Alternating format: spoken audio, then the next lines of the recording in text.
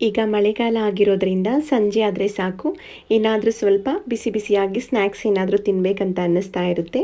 ಇವತ್ತಿನ ವಿಡಿಯೋದಲ್ಲಿ snacks recipe ತೋರಿಸ್ತಾ ಇದ್ದೀನಿ. ಬೇಬಿಕಾರ್ನ್ನ ಯೂಸ್ ಮಾಡಿ ನಾವು ಹೇಗೆ ತುಂಬ ಟೇಸ್ಟಿಯಾಗಿ ಮತ್ತು ಹಾಗೆ ಫಟಾಫಟ್ ಅಂತ ಸ್ನ್ಯಾಕ್ಸ್ನ ರೆಡಿ ಮಾಡ್ಬೋದು ಅನ್ನೋದನ್ನ ಈ ವಿಡಿಯೋದಲ್ಲಿ ನೋಡ್ಕೊಂಡು ಬರೋಣ. ನಾನಿಲ್ಲಿ ಒಂದು 200 ಗ್ರಾಮ್ ಅಷ್ಟು ಬೇಬಿಕಾರ್ನ್ನ ತೊಗೊಂಡಿದ್ದೀನಿ. ನೀವು ಇದೇ ಮಸಾಲ ಯೂಸ್ ಮಾಡಿ ಆಲೂ ಫ್ರೈ ಸಹ ಮಾಡ್ಕೋಬೋದು, ಇಲ್ಲ ಮಶ್ರೂಮ್ ಸಹ ನೀವು ಯೂಸ್ ಮಾಡ್ಬೋದು, ಇಲ್ಲ ಪನ್ನೀರ್ ಆದರೂ ಯೂಸ್ ಮಾಡ್ಬೋದು. ನಾನಿಲ್ಲಿ ಬೇಬಿಕಾರ್ನ್ನ ಯೂಸ್ ಮಾಡಿ ತೋರಿಸ್ತಾ ಇದ್ದೀನಿ. ನೋಡಿ, ಈ ರೀತಿ ಒಂದು ಬೇಬಿಕಾರ್ನ್ ತೊಗೊಂಡು 4 ಪೀಸ್ ಮಾಡ್ಕೊಳ್ತಾ ಇದ್ದೀನಿ. ಉದ್ದುದ್ದಕ್ಕೆ ಈ ರೀತಿ ಪೀಸ್ ಮಾಡಿಕೊಂಡ್ರೆ ನಮಗೆ ಸ್ನ್ಯಾಕ್ಸ್ ತುಂಬಾ ಚೆನ್ನಾಗಿ ಅನಿಸುತ್ತೆ. ನೋಡಿ, ಈ ರೀತಿ ಕಟ್ ಮಾಡ್ಕೊಂಡಿದ್ದೀನಿ. ಈಗ ಬೇಬಿಕಾರ್ನ್ ಎಲ್ಲ ಕಟ್ ಮಾಡ್ಕೊಂಡಾಗಿದೆ.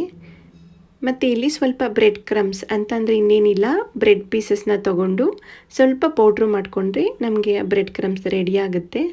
ಲಾಸ್ಟಲ್ಲಿ ಕೋಟೆಡ್ ಕೊಡೋದಕ್ಕೆ ಇದು ಬ್ರೆಡ್ ಕ್ರಮ್ಸ್ ಇದ್ದರೆ ಚೆನ್ನಾಗಿ ಬರುತ್ತೆ ಸ್ನ್ಯಾಕ್ಸ್ ಅನ್ನೋದಕ್ಕೋಸ್ಕರ ಬ್ರೆಡ್ ತೊಗೊಂಡಿದ್ದೀನಿ. ನೋಡಿ, ಇಲ್ಲಿ ಪೌಡ್ರು ಮಾಡಿ ಇಟ್ಕೊಂಡಿದ್ದೀನಿ. ಈಗ ಇದನ್ನು ಒಂದು ಪ್ಲೇಟಿಗೆ ಹಾಕ್ಕೊಳ್ಳೋಣ.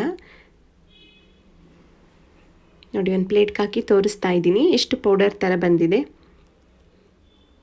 ಈಗ ಸ್ವಲ್ಪ ಮಸಾಲ ರೆಡಿ ಮಾಡ್ಕೊಳ್ಳೋಣ.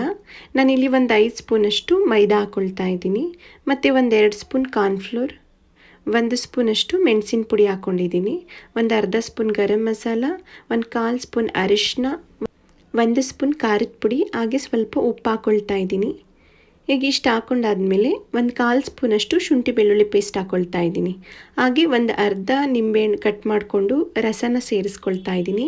ಈ ನಿಂಬೆ ರಸ ಹಾಕೋದ್ರಿಂದ ನಮಗೆ ಈ ರೆಸಿಪಿ ತುಂಬಾ ಟೇಸ್ಟ್ ಇರುತ್ತೆ. ಈಗ ಚೆನ್ನಾಗಿ ಹಾಗೆ ಮಿಕ್ಸ್ ಮಾಡ್ಕೊಳ್ಳೋಣ.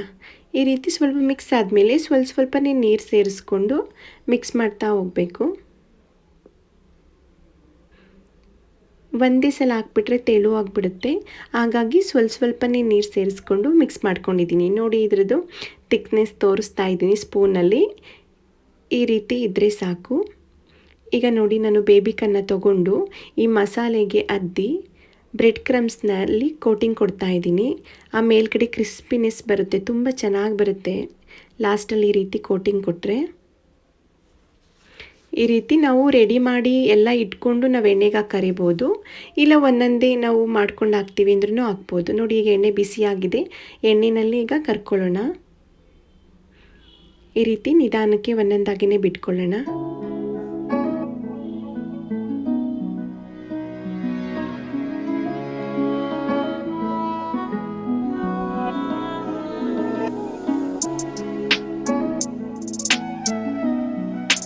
ನೋಡಿ, ಈಗ ಅರ್ಧ ಚೆನ್ನಾಗಿ ಫ್ರೈ ಆಗಿದೆ. ಈಗ ಮತ್ತೆ ಇನ್ನೊಂದು ಕಡೆ ತಿರುಗಿಸ್ಕೊಳ್ಳೋಣ. ನೋಡಿ, ಇಲ್ಲಿ ಲಾಸ್ಟಲ್ಲಿ ಆ ರೀತಿ ಕೋಟೆಡ್ ಕೊಟ್ಟಿರೋದ್ರಿಂದ ನಮಗೆ ತುಂಬಾ ಕ್ರಿಸ್ಪಿಯಾಗಿ ಬರುತ್ತೆ. ಈಗೆಲ್ಲ ಚೆನ್ನಾಗಿ ಫ್ರೈ ಆಗಿದೆ. ನಾವೀಗ ಎತ್ಕೊಂಡು ಒಂದು ಪ್ಲೇಟ್ಗೆ ಹಾಕ್ಕೊಳ್ಳೋಣ.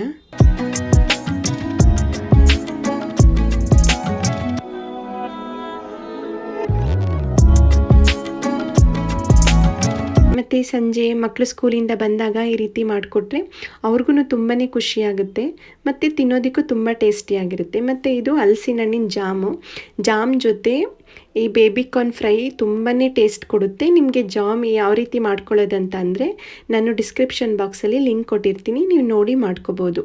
ಎರಡಕ್ಕೂ ಕಾಂಬಿನೇಷನ್ ತುಂಬಾ ಚೆನ್ನಾಗಿರುತ್ತೆ. ಒಂದು ಸಲ ಟ್ರೈ ಮಾಡಿ, ತುಂಬ ಟೇಸ್ಟಿಯಾಗಿ ಬರುತ್ತೆ.